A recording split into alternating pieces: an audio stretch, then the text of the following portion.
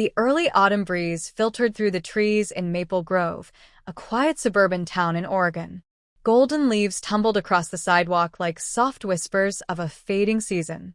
Claire Bennett sat on the front porch of her house, clutching a steaming mug of chamomile tea. Her thumb brushed the edge of her phone screen, eyes lingering on a single name that hadn't appeared in her notifications for months: James Carter. Claire and James had been inseparable once. Their bond started years ago during freshman orientation at Stanford. Two kids far from home, thrown together by chance and curiosity. It had started with shared study sessions, late-night conversations over bad coffee, and slowly evolved into something deeper, something precious. They weren't romantically involved, though people often assumed they were. Their connection was rooted in something rare: honesty, vulnerability, and consistency. But that was years ago. Now, Claire was 32, living alone in her childhood home after her parents passed, and working as a freelance editor. James had moved to New York for a high-powered marketing job, and, just like that, life pulled them in different directions. At first, they kept in touch regularly: FaceTime every Sunday, voice notes, memes exchanged like secret messages. But then James stopped calling. First, it was a missed call here and there. Then a "sorry, super busy this week" text. Then nothing. Claire replayed their last conversation in her mind. January 12th. He'd mentioned a big project at work and how exhausted he was. She offered her usual supportive words, then silence. Since then, she had texted twice, once on his birthday, once after reading an article she knew he would have loved. No response. The truth was bitter. If someone goes a long time without calling or messaging you, it's rarely because they're too busy. It's usually because they've chosen not to.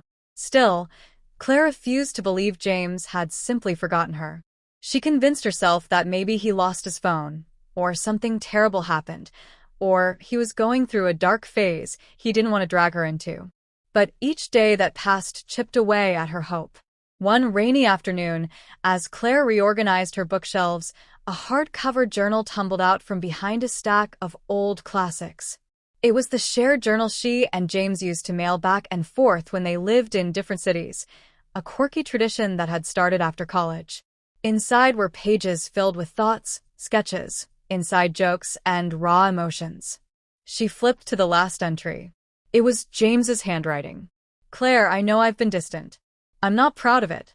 Life has gotten complicated in ways I never expected. There's so much I wish I could tell you, but I'm not ready. Please don't think I'm disappearing, because you don't matter. You do. More than I can put into words." Claire stared at the note, heart aching. He had written this months ago, maybe even before their last conversation. Was this his goodbye?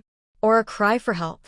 Later that night, unable to sleep, she drafted an email instead of another text. She poured her heart into it, not to guilt him, not to plead, but simply to share how much she missed their friendship.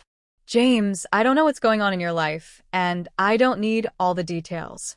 I just want you to know that I'm still here, still rooting for you. If you ever need someone, you know where to find me. Take care." She hit send, unsure if he would even read it. Weeks passed. Life continued its slow rhythm: work, walks around the block, silent dinners. And then, one night in early November, her phone buzzed. Unknown number. "Hey, it's James. Can we talk?" Her breath caught.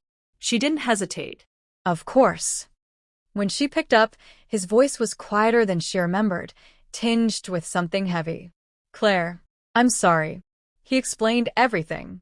His mother had been diagnosed with late-stage cancer. He had become her primary caregiver while trying to manage his job, which was falling apart. His relationship had ended, and he had spiraled into depression. "I didn't want anyone to see me like that." "Especially not you," he confessed. Claire listened, tears pricking her eyes. "You didn't have to go through it alone. I thought disappearing was better than letting you see me broken." She paused. "That's not how friendship works, James. We don't just show up for the good parts. We show up, period." They talked for hours, picking up threads left tangled for nearly a year. He apologized again, and she assured him that healing would take time, for both of them, but the line of communication was open again. Over the next few months, James started calling every Sunday again. Sometimes just for 5 minutes. Sometimes for an hour. They didn't pretend everything was back to normal. They acknowledged the pain of the distance, the slow erosion of trust, and the awkwardness of reconnecting. But there was effort, and effort meant everything. Claire learned an important lesson. People rarely go silent because they forgot you. It's usually because something inside them has shifted: pain, pride, shame, or fear. That doesn't excuse the silence, but it explains it. And in the end, everyone decides whether to reach back or to let go. One day in April, as cherry blossoms bloomed and sunlight danced through her living room windows, Claire received a package. Inside was a new journal with a note in James's handwriting. "Let's start again." She smiled, tracing the letters with her fingers. Sometimes people drift. Sometimes they return. But the silence in between always speaks volumes. And in the quiet, you find who's willing to come back, not because they have to, but because they choose to. And sometimes that makes all the difference.